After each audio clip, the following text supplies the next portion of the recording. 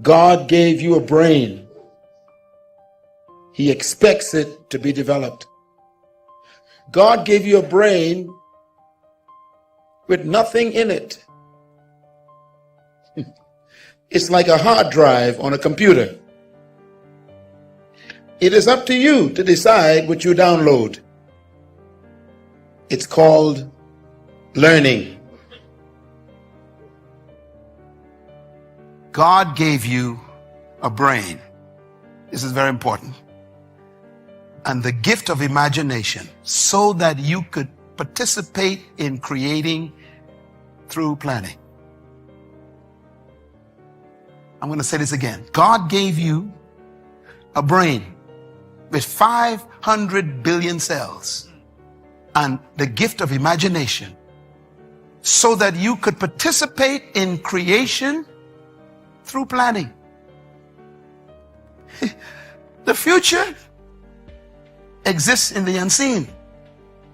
Planning allows you to pull it out of the invisible and create the visible. God gave you a brain so he could rest. God says, look, I don't want to do all the work. You're my son. I want you to share the experience of thinking, ideas, concepts, planning, objectives, a strategy, production, and success.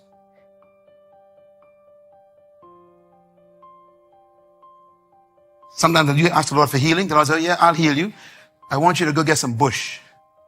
God said, no, God, I want you to heal me miraculously. God said, I want you to stop eating that certain thing. No, I want healing. God said, listen, I want you to be a part of the process. Stop eating that certain things. Because if I heal you now and clean out your arteries, you can go right back and pork chop and salad and stuff. I wasted my healing.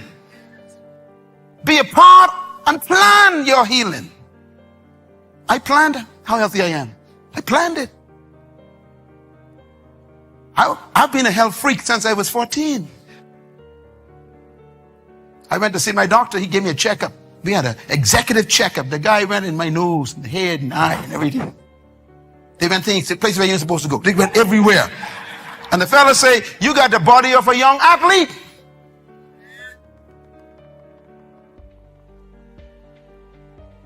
Plan your long life. Shut down them movies that are messing up your mind.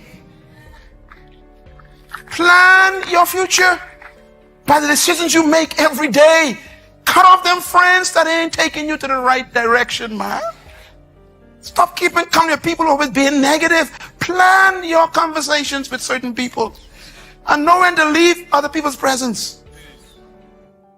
Know when it's time to go. Say, it's time for me to go now because what they're talking about ain't helping my future. And leave the presence of the people.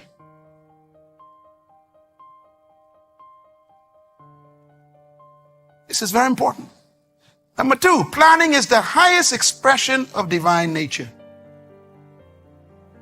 When people talk about wealth, they normally think about money. That's planning. Matter of fact, God's plan for the death of Jesus was longer than 4,000 years, but we don't know the length before 4,000 years. But we got a hint. God says, behold the Lamb who was slain when? Before the earth was even made. That means I had already planned just in case you all fell. I killed him before. You all don't know how deep God plans. God said, look, I'm going to make arrangements for redemption that is not necessary yet. I'm going to plan your salvation before you even create it, just in case you mess up. Calvary was an eternal plan. God is a planner. And when you start becoming a planner, you become like God. You become like your Father. He likes that when you start planning. That's why God says, you plan, I direct your steps. You plan, I help you. You plan, I guide you. I like my kids to plan. Are you going to plan this year and plan your way out of where you are? And believe me, friends, don't get stuck by where you are, son. I know where you are is uncomfortable. Don't work on the present too long. Because the present, is the present. It's full of all kinds of depressions. Planning gives you your life back. It gives you your peace back. It gives you your confidence back. It gives you your joy back.